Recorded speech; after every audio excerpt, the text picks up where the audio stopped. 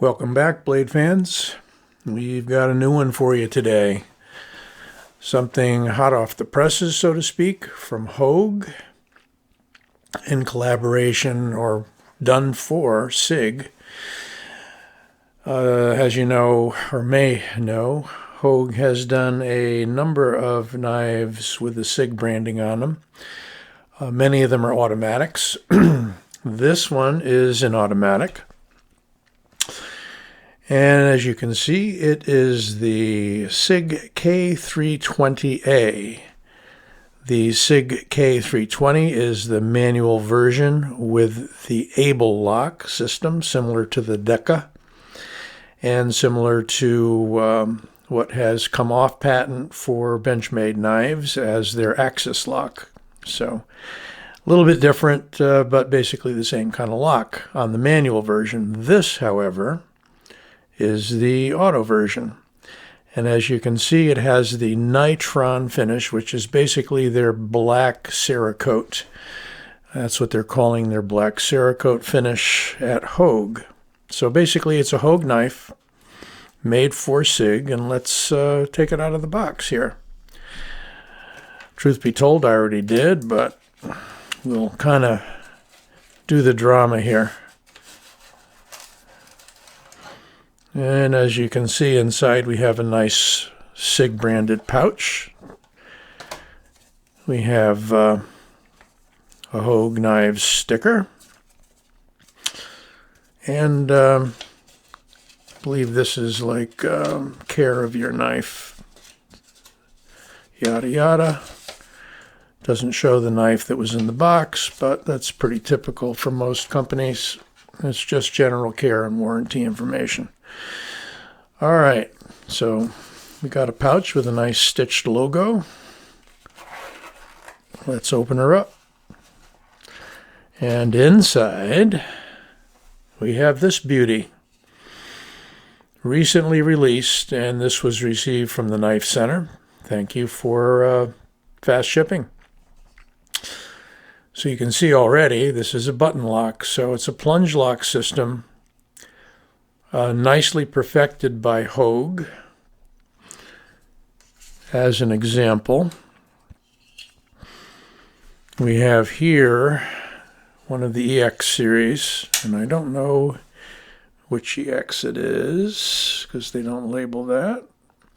But a similar system. These can all be set up to be either auto or manual, depending upon whether there's a spring inside or not.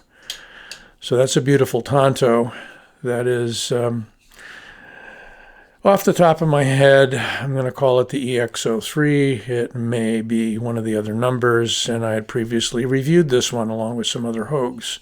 So I wish I was expert on all the numbers they're using, since so many manufacturers now are not using names but numbers, perhaps because there are so many knives they're producing. At any rate, here we have nothing unless you take the lock off. A very fast and snappy knife.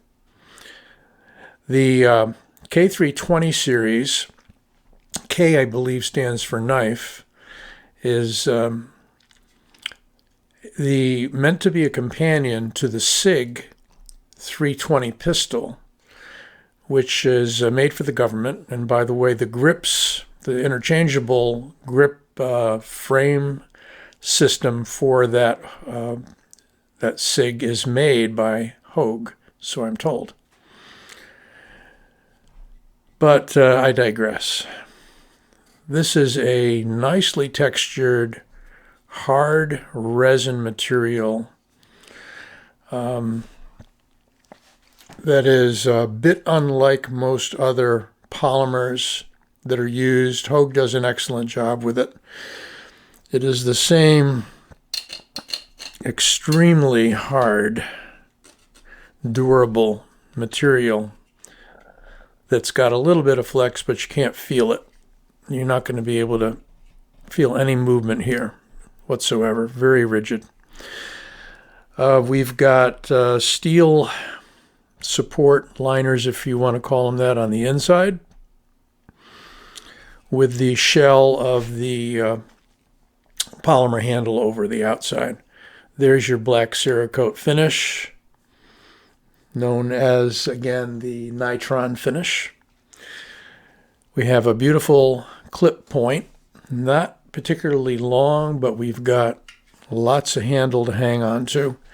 I was turned on to this knife by Therapeutic Edge, who recently gave a review on the manual version of this K320. So just a little bit of branding. Hogue USA, the blade steel is CPM S30V. It is a USA-made product. There is a SIG Sauer moniker. K320A, again, the A is for automatic. If there's no A there, it's going to be your able lock. It is a light working knife meant to be a tactical duty knife. We have an interesting clip, which is totally deep carry, and it is 4-position. Look at what they've done here. Brass screw inserts on all 4 points of the knife. So you may have this any way you wish. Nice flag emblem on the end of the clip, and that's the only branding on the clip, which is kind of nice. They don't have a big Hogue name on there like they often do. There's your Hogue USA. We have a traction here cut into the clip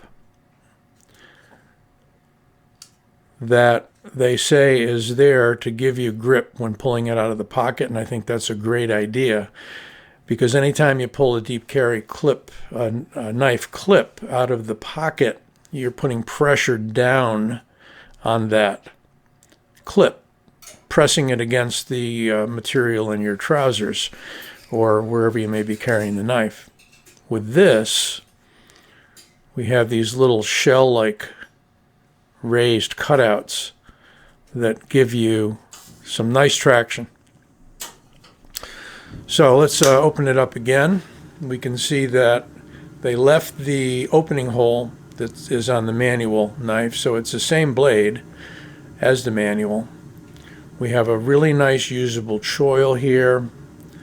That hump, although some may not feel it's attractive and may not like the fact that you don't have a true sharpening choil, it keeps your finger from riding up on there and makes that choil very useful. So you're not going to cut yourself by accident, as you can with a good many of the so-called finger choils that they put on blades. So back here it's very comfortable. You put your thumb in the back of the blade. You've got nice jimping built into the frame of the knife, lots of it here. And you've got the little bit of a thumb ramp with some jimping there. Smooth on the underside, but again with the nice grippy texture on the sides. A little bit up near the spine. Here's your disassembly screws. Most likely I won't be doing that. I tend not to take apart auto knives, just in case I can't put them back together. We have a locking system here, which will prevent the button from depressing enough to close the blade. You get a little bit of wiggle if you try to push that button in when the lock is on, but otherwise it is drum tight, as I've experienced with all the Hogue plunge lock and auto systems. There's nothing there. It's just tight as a drum. They have perfected this. On some of the other models, which are Allen Elishewitz, I think same locking kind of a system. This, however, is an in-house design as far as I know, that again was made for SIG to complement the SIG 320 pistol. So let's take a look at some of the measurements on this guy. And I've got to get a magnet off of there because that's what's keeping my tape from going in. All right, back out just a bit. And tip to tail, we have, I'm going to call it 8 and 1/16 or so, somewhere in that range, call it 8 inches. A 3.5 inch blade, pretty much. Cutting edge, 3 inches. So yeah, you lose a 1/2 inch for that choil, but it's a very useful choil. And you've got a very useful blade shape with a nice forward belly there, and it is a nice sharp edge. Let's look at some of the other dimensions. Blade stock, it's not going to be particularly thick because it is a somewhat slicey, useful blade, 3.2 millimeters. It's a high flat grind with just a little bit of a swedge here, making it a drop point. Handle thickness is rather slender, just over 1/2 inch, 0.56. Let's see. Yeah, 0.56. Got a lanyard hole. Always got to point that out. You might want to use a lanyard. There's your pivot adjustment there. Although on autos I tend not to. I've never had one really stick to the point where I got to loosen it, or too loose that I got to tighten it. It seems to be right out of the box, perfectly tuned by Hogue. Let's see how it stacks up next to some of common comparisons here. There it is against the Benchmade Freak. Freak is a slightly longer knife, slightly longer handle. The Rat 1 from Ontario. Bigger knife, bigger handle, a little bit longer blade, and being a liner lock. Finally, Griptilian. And the Griptilian's a very comparable size. I would say maybe ever so slightly longer handle on the Griptilian, same size blade. And since I got it out, let's look at the manual Hogue again. Correct me if you know otherwise, but I'm calling it the EX03. I've got an EX01, an EX02, EX03, and I think maybe had an EX04. So I know I got an EX04 auto. I get confused by the numbers. So this is the Hogue manual model with the resin handle, and just really a nicely done large beast of a knife with a 4-inch blade. But again, same handle material, beautiful manual action. I'm really liking the Hogues for sure. The quality and workmanship and pride in the company is there, and they are again of USA manufacture. A beautiful thing. So there you have the Hogue SIG K320A. I strongly suggest, if you like the looks of this knife and if you can't carry autos in your area, by the way, I don't carry autos outside the house, but I do collect them. And unfortunately, the K320 manual was not available anywhere at the time. So I figured, what the hey, I'd go with the auto, add it to the auto collection. But if you like this, look for the manual version. It's a great working knife for about 140 bucks. Hard to go wrong. Good steel, great workmanship, just excellent ergos. Great tactical EDC using knife, carries deep. There you go. I could go on, but hope you enjoyed the review. Give it a like, and don't forget to subscribe.